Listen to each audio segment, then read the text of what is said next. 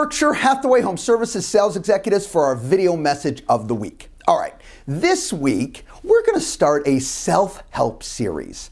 A few videos to give you some insight on you. And today's video is entitled, It Is Always You. That's right. If you ever thought sometimes it's somebody else, let me help you out. It's never somebody else. It is always you. And I'm going to give you some techniques and some thought processes around this concept. All right, let's jump right in. First of all, if you really want to understand this concept, you've got to be willing to always look inside and never outside.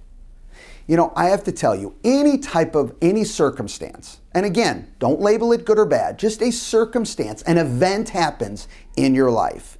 When you look outside, you lose all ability to control it. You lose all ability to affect it. Because what you're saying is it's not me. And I'm here to tell you it is always you. And that's not a bad thing. Don't look at that as bad. Don't label that as bad. Look at that as the opportunity for you to create change. Step one in this concept is you always got to look inside. What can I do differently?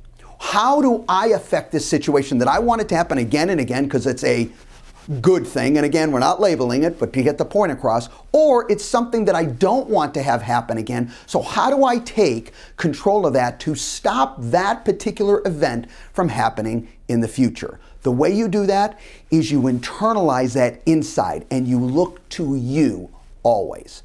Now, what blocks this thought process is this concept of blame versus responsibility. We're going to talk a little bit about this. They're very different. Sometimes people confuse this concept of blame and responsibility. Let me give you an example.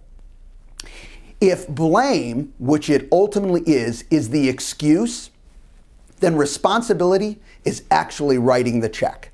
So if you have a financial issue, all blame is, when you blame a certain situation or a person, whatever it is, all you're doing is making the excuse of why this happened. Doesn't help you, doesn't help the other person, and I promise you, doesn't help that specific circumstance.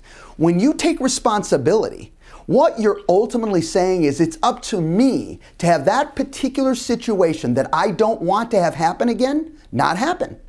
So you lay groundwork because you take that personal responsibility. Because ultimately, what we're saying here is responsibility is you're writing the check in this example. So when you're writing that check, like it or not, you've taken the responsibility. So stand on those feet and fight from that standpoint. It is my responsibility. It's no one else's situation but mine. What that does, it increases your power, gives you amazing power to make change so things either happen again and again or don't. This next concept, I want you to think about this.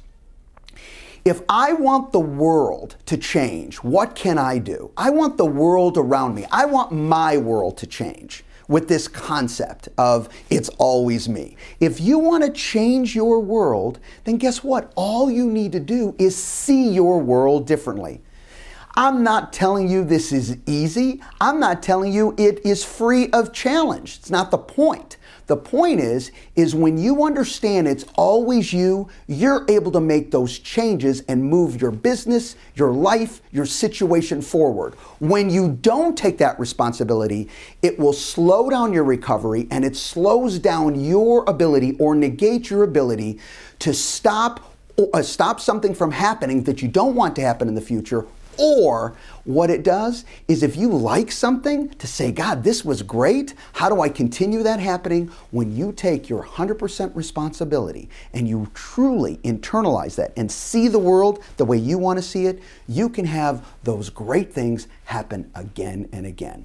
Moral of the story, today's message is it's always you. Start by looking in, take 100% responsibility, and see the world like you want to see it. Have a great week, everybody, and we'll talk to you next week. Bye-bye.